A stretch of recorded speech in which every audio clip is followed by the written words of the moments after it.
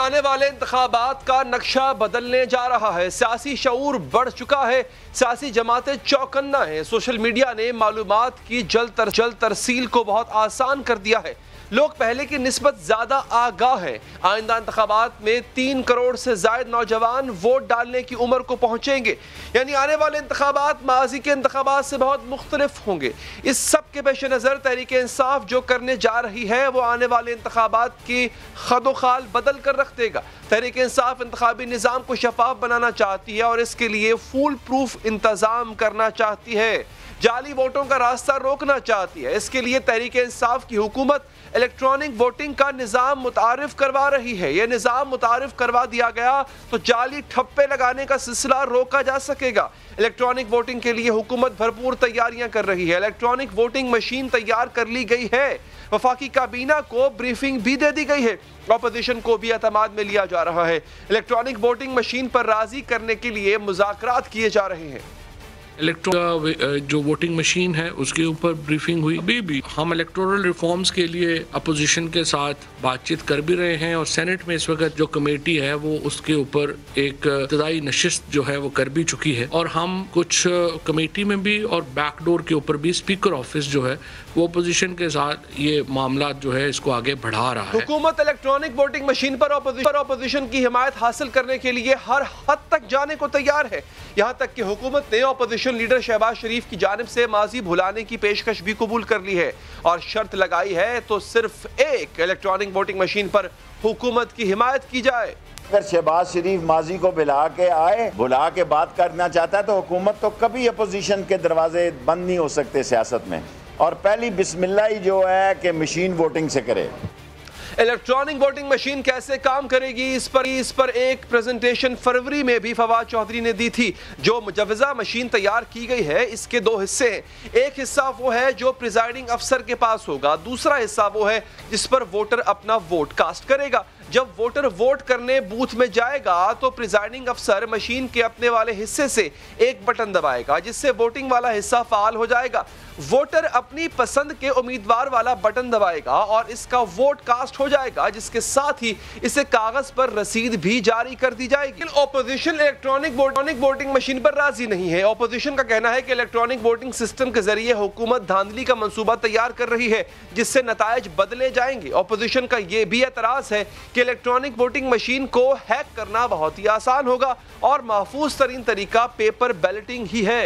Electronic voting मशीनें महफूज नहीं है। इनके सॉफ्टवेयर के जरिए कोई भी इनको हैक कर सकता है या इनके अंदर बग डाला जा सकता है जिससे नताइज पे असरअंदाज हुआ जा सकता है। आज भी दुनिया में महफूज तरीन बैलेटिंग का तरीका पेपर बैलेट तस्वर किया जाता है। हुकूमत ऑपोजिशन के इन खदशात को झुठलाती है। हुकूमत का कहना है कि इलेक्ट्रॉनिक वोटिंग मशीन इंटरनेट से मुंसलिक ही नहीं होगी, इसी वजह से इसे हैक किए जाने का सवाल ही पैदा नहीं होता। वज़ारत साइंस और टेक्नोलॉजी ने इलेक्ट्रॉनिक वोटिंग मशीन तैयार कर ली है और ये तमाम बैरूनी इन्फ्लुएंसेस से बिल्कुल पाक है। ना इसमें इंटरनेट है, ना इसमें कोई ऐसा सॉफ्टवेयर है, इसका कोई ऑपरेटिंग सिस्टम नहीं है जिसकी बुनियाद पे इसको आप कोई भी टैंपर नहीं कर सकता। हुकूमत और ऑपोजिशन के मौक़िफ़ में तजाद अपनी जगह, ताहम ये बात भी एक हकीकत है कि इस वक्त दुनिया के कई ममालिक में इलेक्ट्रॉनिक वोटिंग राइज है और कई ममालिक ऐसे हैं जिन्होंने कई साल तक इलेक्ट्रॉनिक वोटिंग का तजुर्बा करने के बाद इसे तर्क कर दिया है। भारत में तो कई साल से वोटिंग इलेक्ट्रॉनिक मशीन के जरिए ही होती है और वहां भी जो सियासतदान हार जाता है वो इस पर एतराज करता है। नीदरलैंड में तो 10 साल तक इलेक्ट्रॉनिक वोटिंग ही राइज रही, लेकिन बाद में इसकी सिक्योरिटी पर सवाल उठाए गए, जिसके बाद वहां इलेक्ट्रॉनिक वोटिंग तर्क कर दी गई। एक रिपोर्ट के मुताबिक दीगर यूरोपीय ममालिक में भी इलेक्ट्रॉनिक वोटिंग को ज्यादा पसंद नहीं किया जाता। ओसामा जंग की रिपोर्ट के मुताबिक दुनिया के 31 ममालिक इलेक्ट्रॉनिक वोटिंग के अमल से गुजर चुके हैं। 14 ममालिक में इसे इस्तेमाल किया जा रहा है। 11 ममालिक के कुछ हिस्सों में इलेक्ट्रॉनिक वोटिंग मशीन इस्तेमाल की जा रही है। 5 ममालिक में पायलट प्रोजेक्ट्स जारी हैं और 8 ममालिक में पायलट प्रोजेक्ट्स के बाद इस पर अमल नहीं हो रहा।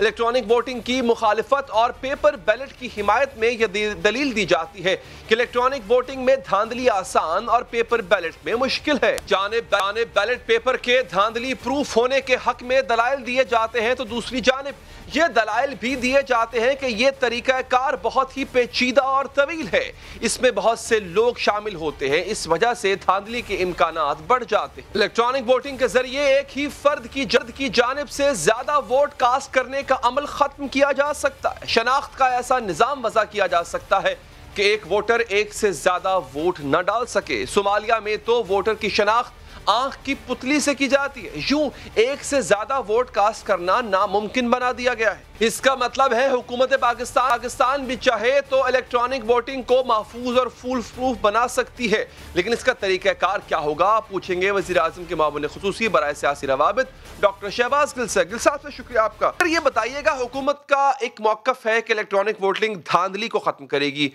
ऑपोजिशन कहती है इससे धांधली बढ़ जाएगी। कुछ दलाइल उनके हैं जो मैंने अभी जिक्र किया कि कुछ ममालिक ऐसे हैं जहां पर इसको तर्क किया गया। नीदरलैंड का जिक्र हुआ, 10 साल तक राइज रही, बाद में तर्क कर दिया गया, और फिर यह कि इसको हैक किया जा सकता है। तो सर किस तरह इंश्योर करवाएंगे कि जो इनके एतराज़ात, इनके जो कंसर्न्स हैं वो दूर हों और फिर आप बाकायदा शफाफ इंतखाबात की तरफ बढ़ें? बिस्मिल्लाहिर्रहमानिर्रहीम। बहुत शुक्रिया अली। देखिए, दो बातें हैं इस पर। अपोजिशन के बयानिए को भी डिस्कस करते हैं इसमें और ईवीएम मशीन को भी डिस्कस करते हैं। इसको मैं अलग अलग इसलिए करना चाह रहा हूँ कि अपोजिशन जो है वो बिल्कुल इसलिए ईवीएम मशीन्स के ऊपर ये एतराज़ नहीं करते, बल्कि वो इसलिए एतराज़ करते हैं कि उन्होंने हमेशा इलेक्शन चोरी किए और उसके बगैर वो इलेक्शन लड़ना और जीतना जानते नहीं हैं। तो वो कोई ना कोई बात इसके अंदर करेंगे और ऐसी ऐसी बातें करेंगे जिनका सिरे से कोई वजूद नहीं है और उनको पता है और वो मशीन देख चुके हैं और उन्हें इस बात का अंदाजा है कि इसका हकीकत से कोई लेना देना नहीं है। जैसे मैं अभी आपको कहूं कि आप तो CNN पे बैठे मेरा इंटरव्यू कर रहे हैं, हालांकि मुझे अच्छी तरह से इल्म है कि आप समा टीवी से मेरा इंटरव्यू ले रहे हैं और मुझे पता है, मैं आपको ज़ाती तौर पर जानता हूं और आपका क्रू जो इंटरव्यू रिकॉर्ड कर रहा है मैं उनको भी जानता हूं कि समा से है। लेकिन अगर मैंने नहीं मानना तो मैंने नहीं मानना, क्योंकि मैंने झूठ बोलना है। अच्छा, अब आप देखिए कि जो ईवीएम मशीन है उसके पूरी दुनिया ने एक्सपेरिमेंट्स किए और हम उनसे सीख सकते हैं। अब एक्सपेरिमेंट के बाद दुनिया में दो चीज़ें सामने आई कि बिल्कुल मशीन है, उसको कोई ना कोई ख़राबी भी हो सकती है, कोई हैक करने की भी कोशिश हो सकती है। हैक यूजुअली आपको पता है, आपका फ़ोन हो, दूसरी चीज़ें हो, वो इंटरनेट के थ्रू होती हैं क्योंकि वर्चुअल उसके अंदर पेनिट्रेशन की जाती है। इसलिए पूरी दुनिया में जो डिफरेंट मुल्क हैं उन्होंने इलेक्ट्रॉनिक जो वोटिंग है उसको इंटरनेट से सेपरेट कर दिया। जो मशीन होती है उसको किसी तरह से भी इंटरनेट के साथ कनेक्ट नहीं किया जाता, ताकि कोई, जैसे देखे ना, कोई दूसरा मुल्क हमारे, जैसे कल को हमारे यहाँ इंतखाबात हो रहे हैं और भारत अगर इंटरनेट के थ्रू पेनिट्रेट करके उनके रिजल्ट्स चेंज करने की कोशिश करें तो ये तो हमारी कौमी सलामती का भी इशू हो जाएगा ना। बात हमारी तो नहीं है, सारी जिंदगी हमने इलेक्शन तो नहीं लड़ने, कल को कोई और आनी है नस्ल, उसके बाद और आनी है, तो हमने कानून तो वो बनाने जिसमें हमारी मुल्क की सलामती भी इंटैक्ट हो। तो बात यह है कि इंटरनेट, हम पाकिस्तान ने उन तमाम जो एक्सपेरिमेंट्स हुए लोगों के उनसे सीखा और हमने पहले ही जो मशीन सबसे पहले उसका तारफ करवाया वो इंटरनेट के बगैर कराया। हमने गलती करके नहीं बल्कि गलती से पहले सीखा, नंबर 1। नंबर 2, पाकिस्तान ने यह भी किया कि जो ईवीएम मशीन है उसके साथ बैलेट पेपर भी होगा, मीन उसके अंदर से बैलेट पेपर निकलेगा। अच्छा। जो कस्टमर है वो जो वोटर है वो देखेगा। फॉर एग्जांपल 4 निशान है, वहां पर आपने अपने निशान के ऊपर वोट डाला, आप गए बूथ के अंदर, आपने अपने निशान पे वोट डाला इलेक्ट्रॉनिक मशीन में। इलेक्ट्रॉनिक मशीन एक प्रिंट आउट निकालेगी जो नीचे डब्बे में गिरेगा और वो आप अपनी आंखों से देखेंगे, गिरने से पहले आप देखेंगे, वो भी आप डब्बे में डालेंगे, वो वाला प्रिंट आउट भी वो आप डालेंगे और आप देखेंगे कि जो आपने निशान लगाया तो वही लगा। शाम में जब इलेक्ट्रॉनिक मशीन का आप नंबर दबाएंगे और वो एक नतीजा देगी, उसके साथ ही आप वोट भी गिन लेंगे, उसका भी नतीजा होगा। अगर कोई डिस्क्रिपेंसी होगी तो सामने आ जाएगी, नहीं होगी तो इलेक्ट्रॉनिक वोटिंग का जो नतीजा उसको मान लिया जाएगा। तो हकीकत तो ये है कि ना ये हैक हो सकती है क्योंकि इंटरनेट के साथ नहीं है, और इसके साथ पुराना निज़ाम मौजूद है जो बैलेट पेपर वाला है, जिसको अपोजिशन कहती है सबसे मुसद्दका, उसको हम इस्तेमाल कर रहे हैं, तो वो भी मौजूद है। तो ये जो तमाम अपोजिशन की बातचीत है इसका कोई लेना देना ईवीएम मशीन की क्वालिटी या ई वोटिंग की क्वालिटी या हैक होना या खराबी होना या कोई अच्छाई या बुराई नहीं है। उनका काम झूठ बोलना है, झूठ फैलाना है और झूठ फैलाकर लोगों को कंफ्यूज करना। फॉर एग्जांपल, मैं क्विकली आखिरी बात कर दूं, आपने टेलीविजन पे एक बात देखी होगी, वो जी इलेक्शन कमीशन ने यूएई और फलां जगह के ऊपर एक वोटिंग करवाई थी जो कामयाब नहीं हो सकी। भाई, why you are comparing apple and oranges? वो एक तरीकाकार उस टाइम करने की कोशिश की गई थी ओवरसीज पाकिस्तानीज को। इंटरनेट के थ्रू वोटिंग देने के लिए। मैं दोबारा रिपीट कर रहा हूं, ओवरसीज पाकिस्तानीज को इंटरनेट के थ्रू वोटिंग देने के लिए एक डेमो दिया गया था डिफरेंट कंट्रीज से। उसमें कोई खराबियां आई होंगी, बिल्कुल आ सकती, क्योंकि इंटरनेट के थ्रू है। ये तो एक मशीन पड़ी है जिसके अंदर आप वोटिंग करते हैं, वो पर्ची बाहर निकालती है, वोटर अपनी पर्ची देखता है। फॉर एग्जांपल मैंने बल्ले पे मोहर लगाई है और वहां से पर्ची जो है वो फूल के ऊपर या किसी और चीज के ऊपर निकलती है पर्ची, तो मैं वही शोर नहीं मचा दूंगा जब पर्ची मेरे हाथ में आएगी कि भाई मैंने तो बल्ले पे लगाई है, ये मेरी जो पर्ची निकली है ये डिफरेंट, तो ये तो वोटिंग ठीक नहीं है।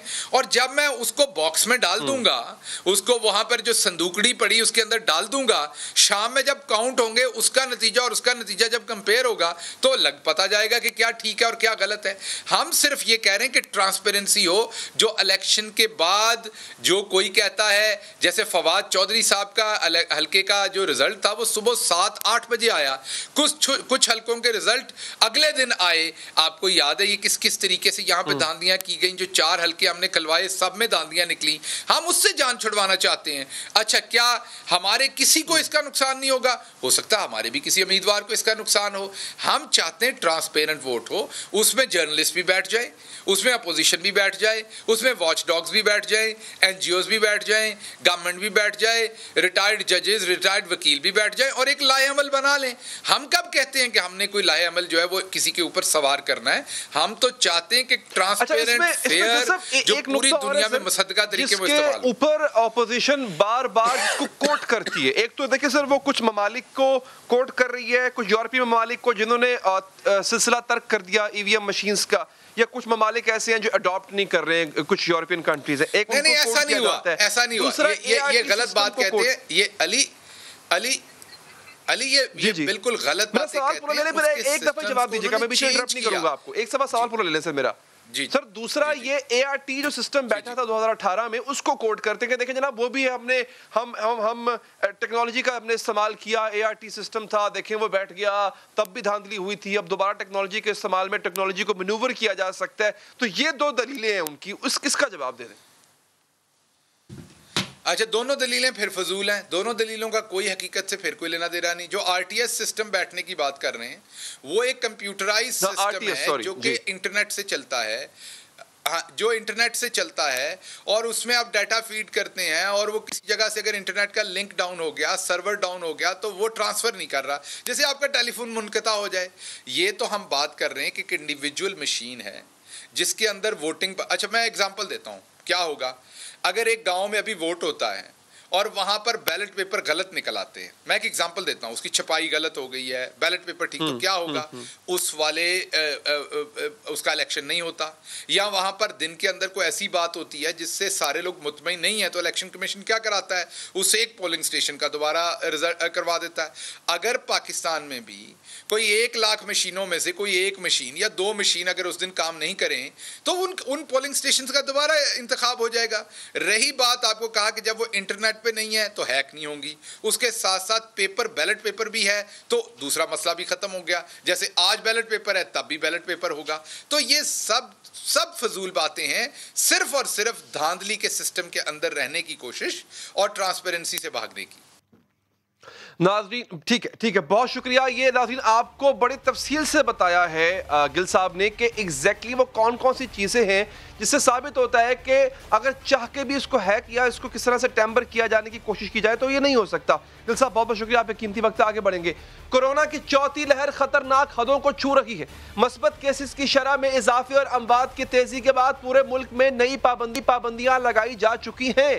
कारोबारी औकात कम कर दिए गए हैं, जबकि सबसे बुरी सूरत हाल सिंध की है, जहां कोरोना का फैलाव बदतरीन शक्ल इख्तियार करता जा रहा है। और इससे भी ज्यादा परेशानी की बात वैक्सीनेशन की रफ्तार है, जो पूरे मुल्क के मुकाबले में सिंध में न सिर्फ सबसे सुस्त है। आज वफाकी वजीर इत्तलात फवाद चौधरी ने भी इस सूरत हाल पर बात करते हुए सिंध हुकूमत को तनकीद का निशाना बनाया। उनका कहना था कि कराची और हैदराबाद वैक्सीनेशन के मामले में भी सबसे पीछे हैं, इसीलिए सबसे ज्यादा मसला वहीं पर है।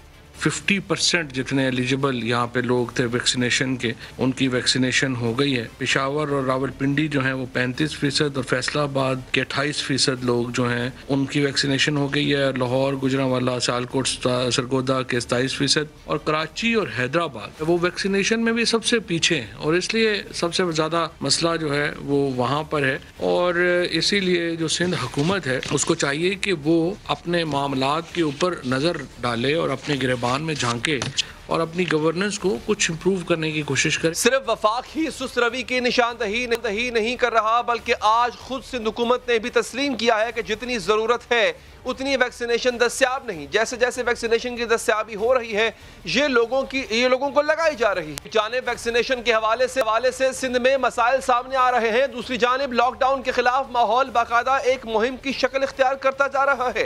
ताजिर बिरादरी सिंध हुकूमत के खिलाफ पहले दिन से एहतजाज कर रही थी। वफाकी हुकूमत भी सिंध में लॉकडाउन को मुसलसल तनकीद का निशाना बना रही है और आज कराची की दूसरी बड़ी पार्टी MQM लॉकडाउन के खिलाफ खुलकर मैदान में आ गई है।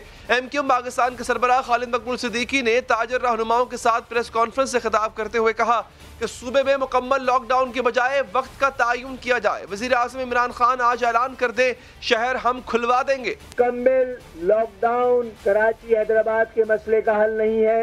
वफाक ये कहता है, वज़ीर आज़म पाकिस्तान ये कहते हैं कि कराची में लॉकडाउन करना कौमी मफाद में नहीं है। सूबाई हुकूमत इसको कौमी मफाद में करार देती है। एहलियान कराची और कराची के ताजिर किसकी बात माने? एक जानिब PTI और MQM सिंध हुकूमत के लॉकडाउन के फैसले को तनकीद का निशाना बना रहे हैं, दूसरी जानिब लॉकडाउन के मस्बत असरात भी सामने आ रहे हैं। कराची में लॉकडाउन के चौथे रोज मस्बत केसेस की शरह में 4% कमी हो गई है। लॉकडाउन के पहले दिन कराची में मस्बत केसेस की शरह तकरीबन 25% थी, जबकि आज कोरोना के मस्बत केसेस की शरह 20% देखी गई है। जबकि मुहर्रम के महीने के हवाले से खुसूसी हिदायत भी जारी कर दी गई है, जिसके मुताबिक मजालिस और जुलूसों में कोरोना SOPs की पाबंदी लाजमी करार दी गई है। मजालिस में शुरका मास्क लाजमी पहनेंगे। महकमा दाखिला सिंध के मुताबिक मजालिस में शिरकत के लिए जाकिरीन को कोरोना वायरस की 1 डोज लाजमी लगवाना होगी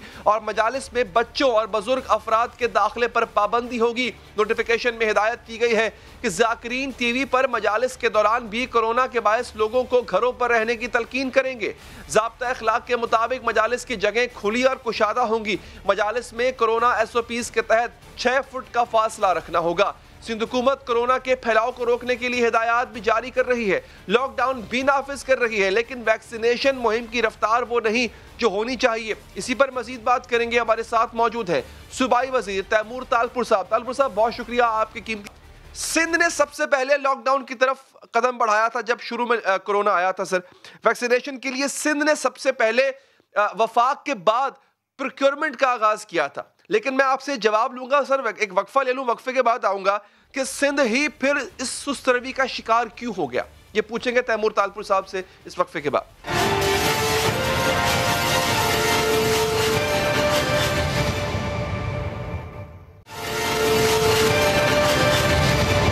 ब्रेक के बाद हाजिर हैं। तैमूर तालपुर साहब ने हमें ज्वाइन कर लिया। तालपुर साहब, शुक्रिया।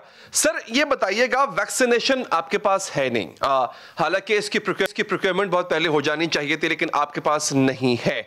आप SOPs पर अमल भी करवाएंगे, जुलूसों की परमिशन भी दे रहे हैं, मजालिस की परमिशन भी दे रहे हैं, हालांकि आपको खुद भी पता है कि इतने बड़े मजमे को SOPs पर अमल करवाना इट्स इक्वल टू इम्पॉसिबल। तो सर, करेंगे क्या? और सबसे ज्यादा मुतासर इस वक्त कराची है, हैदराबाद है डेल्टा वेरिएंट से। ये सब कुछ आप मैनेज किस तरह करेंगे? बिस्मिल्लाहिर्रहमानिर्रहीम। सबसे पहले तो मैं आपको बताता चलूं कि अल्हम्दुलिल्लाह पूरे पाकिस्तान में हेल्थ सेक्टर सिंध में लीड कर रहा है। हमने पहले टारगेट बनाया था कि हम 1 लाख वैक्सीन रोज लगाएंगे, हमने वो अचीव किया। फिर हमने टारगेट लगाया कि हम 2 लाख वैक्सीन रोज करेंगे, हमने वो टारगेट भी बीट कर दिया है। आज हमने पिछले 24 घंटों में 2,22,000 से ज्यादा वैक्सीन लगाई हैं। सेकेंडली, हमने 253 सेंटर्स, वैक्सीनेशन सेंटर्स पहले चलाए हुए थे। आज हमने 11, बल्कि कल हमने 11 और ऐड किया है जो 24/7 चलेंगे। तीसरे नंबर पे हमने आज जो है मोबाइल वैक्सीनेशन सर्विस भी अल्हम्दुलिल्लाह शुरू कर ली है। हमने कहीं पर भी पूरी कोशिश कर रहे हैं कि कहीं वैक्सीन का कहीं भी कमी पेशी ना आए। तो हम अपना काम बहुत अच्छी तरह से करें, तरीके से करें। अगर हमें जरूरत है तो आपके तवस्सुल की जरूरत है, ताकि आपके थ्रू हम अपने आपके जो व्यूअर्स हैं उनको ये मैसेज मामले में। जी फिर से कहिएगा। मैं अर्ज कर रहा हूं इसमें तो आपको डेफिनेटली हम आपके साथ है सर, कौन नहीं होगा आपके साथ। बस सवाल ये है कि वैक्सीनेशन की कमी जो है जिसका आप कह रहे हैं कि बिल्कुल कमी नहीं है सर।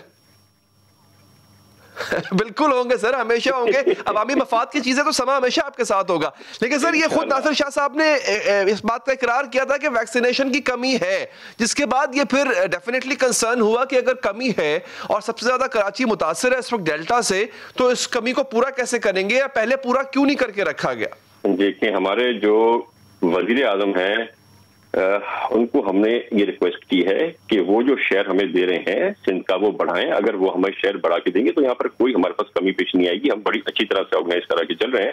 पर अगर वो इसमें भी कंफ्यूज खान साहब करते चाहते हैं कि सियासत हो, जिस तरह से फवाद चौधरी ने जो बातें की आपने सुनी जब हमने यहाँ पे लॉकडाउन लगाया और अल्हम्दुलिल्लाह हम 30% से इसको 20% पे ले आए, तो यानी कि हम अपना काम कर रहे हैं ना। हमें पब्लिक सही तरह से नहीं समझ रही, SOPs का ख्याल नहीं कर रही, पर फिर भी हम अपनी सख्ती के थ्रू इसको नीचे लाने में कामयाब हो चुके हैं। और मैं उम्मीद रखता हूं अगर थोड़ा भी लोगों ने हमारे साथ दिया तो अली भाई by Monday will be in a position to cut down जो हमने खास अभी जो जरूरी हमने इमरजेंसी लगाई हुई है लॉकडाउन की वजह से, वो हम बेहतर करने में कामयाब हो जाएंगे। तो हम जिस रेशो में चल रहे हैं उस पर काम अच्छा जा रहा है। वफाक का साथ हमें चाहिए। अगर हमें जब मांगते थे वैक्सीन की परमिशन इंपोर्ट करने की, हमें तब परमिशन मिल जाती तो ये हालात ना होते। पर फिर क्योंकि हमें बाकी मुल्कों ने बताया कि वो पूरी वैक्सीन प्रोवाइड करेंगे, और हम जैसे कि आपको पता है वफाकी हुकूमत खैरात की शौकीन है, तो जब खैरात वहां पे आ रही थी और हमें बताया गया कि हम आपको इस तरह से डोजेस देंगे, तो then we did not need to procure any more. तो वो जो कमिटमेंट है की है हमारे साथ NCOC ने और प्राइम मिनिस्टर खान साहब ने, वो हमें देते रहे, तो हम इंशाल्लाह शॉर्टेज नहीं होने देंगे। अच्छा तालपुर साहब, इम्प्लीमेंटेशन कैसे करवाएंगे SOPs की? आगे मुहर्रम आ रहा है, ये भी एक बड़ा मुश्किल मरला होगा, क्योंकि इतनी बड़ी तादाद में जब लोग बाहर निकलते हैं जुलूसों में या मजालिस में, तो मतलब हम मार्केट्स में तो मास्क पहनवा नहीं सके लोगों को, वहां कैसे पहनवाएंगे? पहली बात तो अली भाई, अगर हम परमिशन ना देते तो मेरे साथ अभी अली भाई लड़ रहा होता कि सर आपने कितना गलत फैसला कर दिया है, सर आपने कैसे इनको इजाजत नहीं दी, बाकियों को इजाजत मिली तो हमारे भाइयों को लड़ रहा होता सर आपसे। तो हम जो भी करते हैं हमें फेस करना होता है उसके ऑपोजिट रिएक्शन को। बहरहाल हम यही कर सकते हैं, कोशिश करेंगे। डिस्ट्रिक्ट एडमिनिस्ट्रेशन को हमने बंद किया है, सख्त विजिलेंस होगी। जो इनके बड़े हैं जो इन जलसों को लीड करेंगे उन्होंने हमसे कमिटमेंट की है, तो मैं उम्मीद रखता हूं वो अपनी कमिटमेंट पूरी करेंगे, वरना सरकार हरकत में आएगी।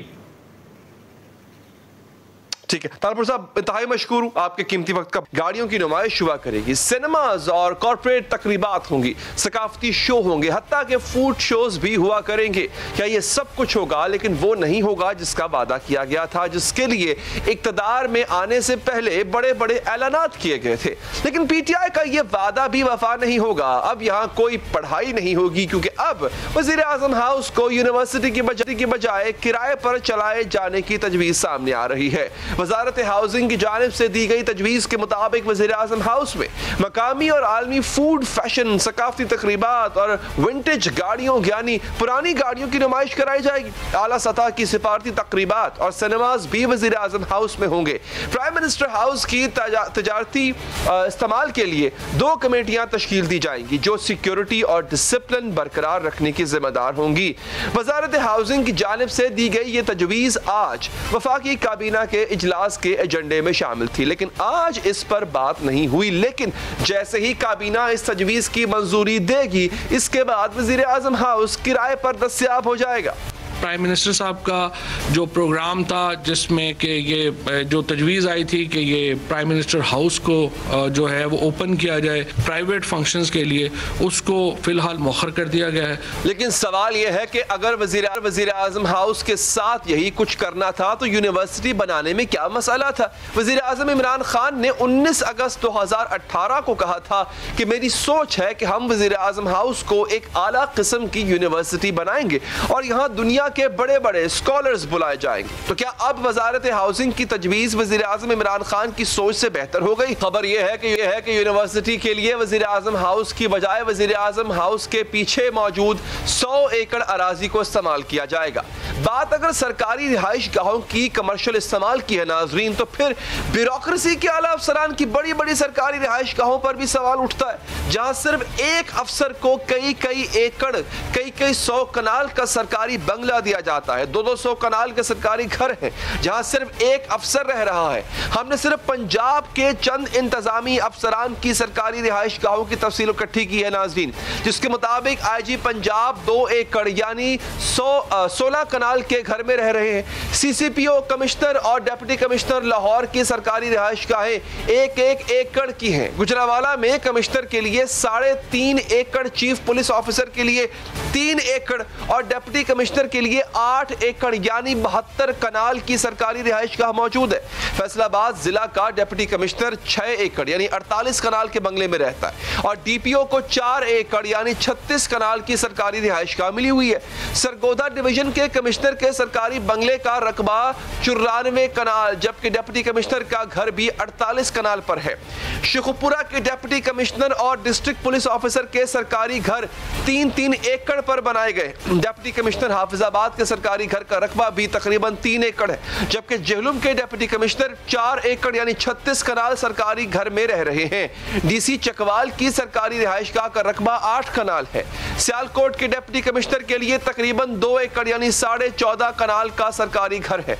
मियावाली का DPO हाउस 98 कनाल, जबकि डिप्टी कमिश्नर 120 कनाल के सरकारी घर में रह रहा है। साहिवाल का कमिश्नर हाउस 102 कनाल, डिप्टी कमिश्नर हाउस 100 कनाल और DPO साहिवाल का सरकारी घर 98 कनाल का है। मुल्तान डिवीजन के कमिश्नर के लिए 2 एकड़ से जायद का घर है, जबकि डिप्टी कमिश्नर मुल्तान के सरकारी घर का रकबा 2.5 एकड़ है। CPO और RPO मुल्तान को भी हुकूमत ने 2-2 एकड़ के घर बनाकर दिए हुए हैं। बहावल नगर के डिप्टी कमिश्नर 40 कनाल के घर में रहते हैं, जबकि DPO बहावल नगर को भी 30 कनाल यानी तकरीबन 4 एकड़ की रिहाइश गाह मिली हुई है, जबकि जिला मुजफ्फरगढ़ का डिप्टी कमिश्नर हाउस 54 कनाल और DPO हाउस 28 कनाल पर बनाया गया। लोधरा में DCO हाउस जो है वो 16 कनाल पर मुश्तमिल है, जबकि DPO को 1 एकड़ का सरकारी घर मिला हुआ है। और आपको बताते हैं कि DPO बखर के लिए भी हुकूमत ने 3 एकड़ का घर बनाया हुआ है। डिप्टी कमिश्नर कसूर हाउस 2.5 एकड़। ये सिर्फ एक सूबे के चंद ओहदों के लिए मुख्तस बड़े बड़े सरकारी घरों का हाल है नाज़रीन। ऐसी ही सूरत हाल सरकारी महकमों के आला ओहदेदारान की रिहाइश गाहों की भी है, जो गैर जरूरी तौर पर सैकड़ों कनाल अराजी पर बने हुए हैं। आप नोट करें कि इतने रकबे पर फैली अराजी के ऊपर आपको मुलाजिम, आपको अमला भी उतना रखना पड़ता है, उसका बिजली का बिल, उसका माहाना खर्चा भी उसी हिसाब से आता है। सरकारी अफसरान के लिए सरकारी रिहाइश गाहें होनी चाहिए, जरूर होनी चाहिए, लेकिन 10 मरले ना सही, 1 कनाल ना सही, 2 कर लो यार, 4 कनाल का घर भी बहुत होगा। एक अफसर के लिए सैकड़ों कनाल का घर समझ से बालातर है। अंग्रेज दौर में ऐसा हुआ करता था कि हम पर हुक्मरानी के लिए जो है वो इतने बड़े बड़े आलीशान महल बनाए जाते थे ताकि उन अंग्रेज बाबुओं का रोब व दबदबा कायम रहे। गरीब आवाम के अफसरान भी क्या, ये इनको सिविल सर्वेंट्स कहा जाता है। यानी आप खुद ही अंदाजा लगा लीजिए कि गरीब आवाम है और इनकी खिदमतगारों के जो घर हैं वो उनसे कई गुना बड़े और शहाना है। और यही वजह है कि वो जो एक ब्यूरोक्रेटिक एक तन होती है, वो इतने बड़े घर के अंदर जाके, इतने बड़े महल में जाके वो करो फर तो आ ही जाता है, वो शहाना सोच, वो बादशाहाना सोच तो आ ही जाती है। मैं सबकी बात नहीं कर, अच्छे लोग भी होंगे, लेकिन यकीनी तौर पे ये इंसान के रवैये पे बहुत बड़ा असर डालता है। जिस तरह वज़ीर आज़म हाउस के कमर्शियल इस्तेमाल की तजवीज़ आई है, क्या सरकारी रिहाइश गाहों को ज़मीनी हक़ाइक़ के मुताबिक करके बच जाने वाली हज़ारों कनाल अराजी को भी किसी बेहतर इस्तेमाल में क्यों नहीं लाया जा सकता? और ये काम वज़ीर आज़म हाउस और गवर्नर हाउसेस में यूनिवर्सिटियां बनाने से कहीं ज्यादा आसान काम होगा। इसी पर मजीद बात करेंगे, हमारे साथ मौजूद हैं वज़ीर आला पंजाब की मामून खुसूसी फरदौसा शिकावान साहिबा। डॉक्टर साहबा शुक्रिया। मैं आता हूं ये जो ब्यूरोक्रेसी के जो हमारे बड़े बड़े शहाना महल्लात हैं इन पर, लेकिन उससे पहले वज़ीर आज़म हाउस को जो यूनिवर्सिटी बनाना था, गवर्नर हाउस को यूनिवर्सिटी बनाना था, 3 साल हो गए डॉक्टर साहबा, वो वादा पूरा नहीं कर सके आप। बिस्मिल्लाहिर्रहमानिर्रहीम। अली, सबसे पहली बात तो ये है कि हमारी कमिटमेंट जो है, जो पहले दिन से की है, वज़ीर आज़म इमरान ख़ान की जो विजन है, जो इस कौम के साथ वो ऑस्टेरिटी ड्राइव यानी कफ़ायत शवारी के साथ जुड़ा जो रोड मैप उन्होंने पेश किया हुआ है, उसमें उन्होंने ये कहा कि यहाँ वज़ीर आज़म नहीं रहेगा, तो उसको हर सूरत पूरा किया। और आपने देखा कि वहाँ प्राइम मिनिस्टर की रेजिडेंस नहीं है और प्राइम मिनिस्टर साहब बनी गाला में अपने घर में रहते हैं, लिहाजा वो पहली कमिटमेंट तो उन्होंने पूरी की। अब दूसरी कमिटमेंट ये थी कि इसको हम आउटसोर्स करेंगे, यूनिवर्सिटी बनाएंगे और वो गवर्नर हाउस और वज़ीर आज़म हाउस हूँ, ओवरऑल वो पब्लिक इंटरेस्ट और पब्लिक यूज़ में इस्तेमाल में लाए जाएंगे और उसके लिए एक प्रॉपर वे फॉरवर्ड बनेगा। आपको पता है गवर्नर हाउस लाहौर के हवाले से एक रिट पिटीशन हुई और अदालत के अंदर एक शहरी ने जाके अदालत से ये इस्तदा की कि इस अमल को रोका जाए और वो रुका। दूसरी तरफ प्राइम मिनिस्टर ऑफिस के अंदर भी यहाँ पे 2-3 प्रपोजल्स ऐसी आई, क्योंकि प्राइम मिनिस्टर ऑफिस जो है वो एक मल्टीपल आपको पता है कि स्टेक होल्डर्स उसमें इन्वॉल्व हैं।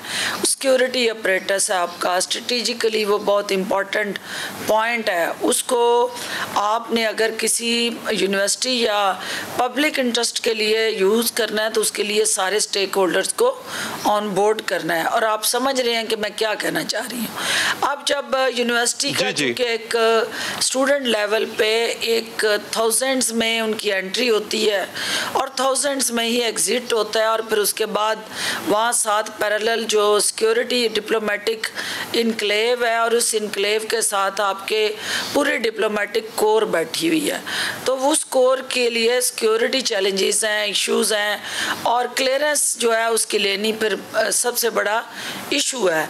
ये तमाम जो टाइम आप डिलेज का जिक्र कर रहे हैं उसके पीछे ये सारे फैक्टर हैं।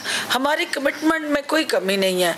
फिर प्राइम मिनिस्टर साहब ने चूंकि इसमें एक बड़ी अहम बात आपने की है कि इसको हर हाल में हमने कमर्शियल और पब्लिक इंटरेस्ट में लेके आने, ये आपने बड़ी अच्छी जस्टिफिकेशन दी है। इससे पहले मैंने नहीं सुनी थी कि देखें इसमें सिक्योरिटी के बड़े कंसर्न्स होते हैं। ये उस एरिया में वाक़या होता है प्राइम मिनिस्टर हाउस जहां पर सुप्रीम कोर्ट है, ऐवान सदर है, डिप्लोमेटिक इनक्लेव है, उसको इस तरह से हम आम लोगों के लिए नहीं खोल सकते।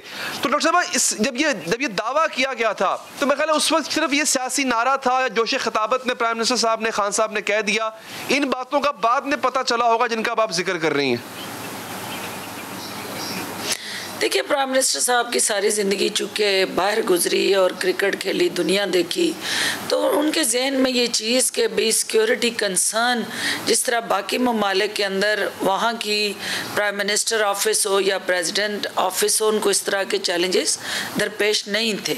और उनके जहन में भी यही है कि जो प्राइम मिनिस्टर ऑफिस हुकूमत पाकिस्तान का सरबराह इस्तेमाल करता है, उस हाउस को जो है वो यूनिवर्सिटी बना दिया जाए ताकि वहाँ से जो हमारी क्वालिटी प्रोडक्ट जो है वो टेक्नोलॉजी के साथ जुड़ी इनोवेशन के साथ जब दुनिया में जाएं तो वो सारे पाकिस्तान के सफ़ीर बने, एम्बेसडर के तौर पे गुडविल जेस्चर को प्रमोट करें।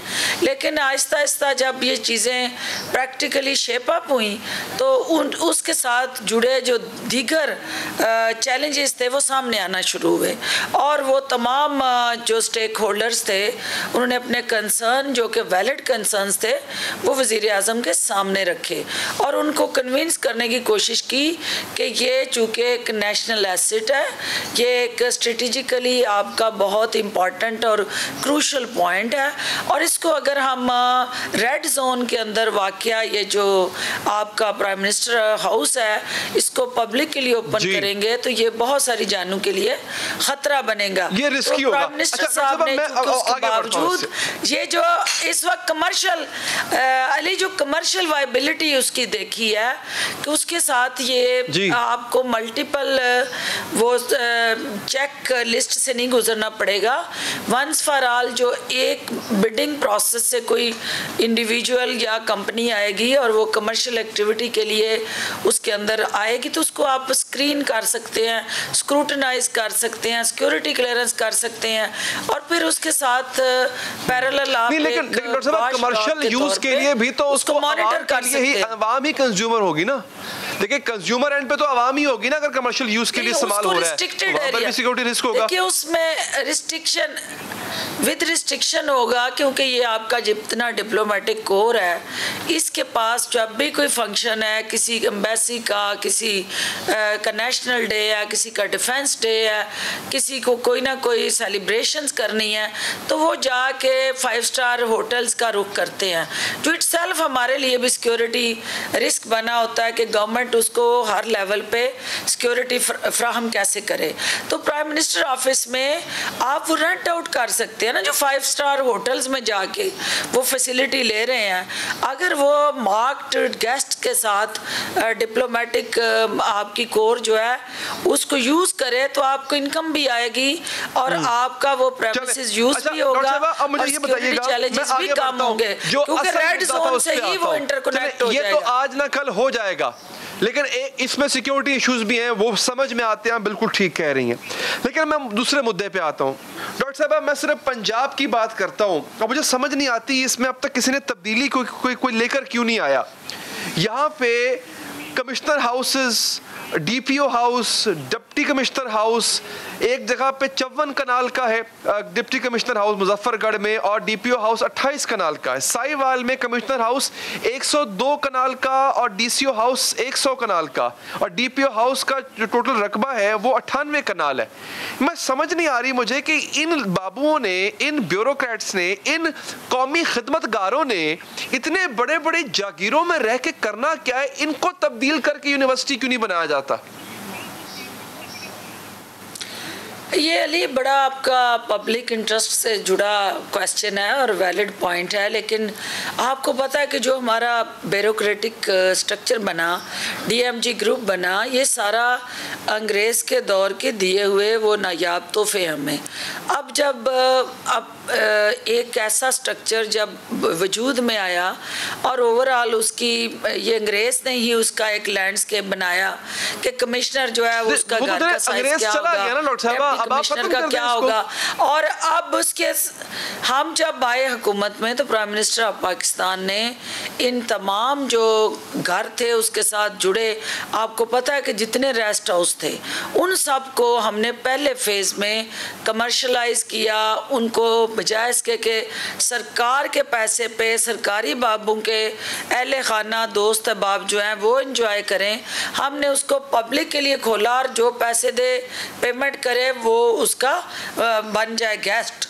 लेकिन ये दूसरे मरहले में उन्होंने सारा डाटा कहा कि इकट्ठा करें। ठीक है डॉक्टर साहब, आप बहुत बहुत शुक्रगुजार हूं आपके कीमती वक्त का। नाज़रीन आगे बढ़ेंगे, अब बात करेंगे उन शहीदों की। आपने बॉर्डर पे लोगों को शहीद होता देखा, फौजियों को, पुलिस वाले, लेकिन एक ऐसे शहीद हैं जो कि हमारी खुशियों को खुशियों में असल हकीकत में बदलने के लिए किरदार निभाते हैं। वो कौन लोग हैं, आइए उनकी याद ताज़ा करते हैं। कोई त्यौहार होता है तो सब खुशियां मनाते हैं, लेकिन ये अपनों से दूर अपनी ड्यूटी पर होते हैं, आवाम के सुकून की खातिर अपना सुकून कुर्बान करते हैं।